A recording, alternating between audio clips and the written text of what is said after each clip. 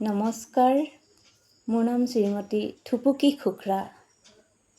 Assam news poetry and প্ৰোজ মেগাজিনৰ মুখ্য সম্পাদক তথা অসমৰ এজন বিশিষ্ট কবি শ্ৰদ্ধাৰ শ্ৰীযুত গুণ মৰাণ দাদাৰ অনুৰোধ মৰ্মে মই এটি কবিতা পাঠ কৰিবলৈ লৈছোঁ। কবিতাৰ শিৰোনাম শান্তি সৰোবৰ। পাঠ কৰোঁতে অনেক ভুল ক্ৰুটি ৰৈ যাব পাৰে, আপোনালোকৰ ওচৰত ক্ষমা বিচাৰিছোঁ। শান্তি সৰোবৰ। প্ৰজাপিতা ব্ৰহ্মকুমাৰী ঈশ্বৰীয় বিশ্ববিদ্যালয়, ব্ৰহ্মকুমাৰী সেৱা আশ্ৰম, হায়দৰাবাদ, গচ্চিবৌলি, বি.কে. নন্দু দাদা সমীপেশু। কবিতাৰ শিৰোনাম শান্তি সৰোবৰ।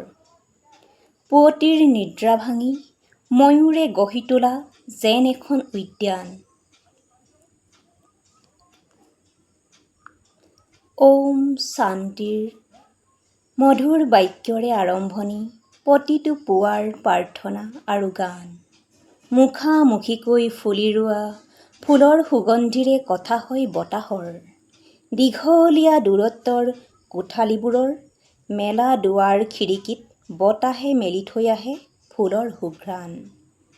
নাজানো কিমান বছৰৰ কৃচ্ছ সাধনাৰ শেষত আত্মাত জন্মে ওম শান্তি।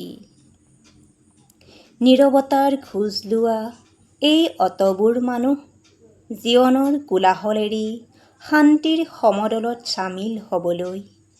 আত্মচেতনাত কি কঠোৰ ব্ৰত, বিশুদ্ধ আৰু পবিত্ৰ কৰিবলৈ যোৱাৰ সেই বাট। কেৱল বিস্মিত হ'ব পাৰোঁ আমি। চৌপাশে কেৱল শান্তিৰ ফুল ফুলে, শান্তিৰ চৰাই উৰে, শান্তিৰ বতাহ বলে। ধন্যবাদ।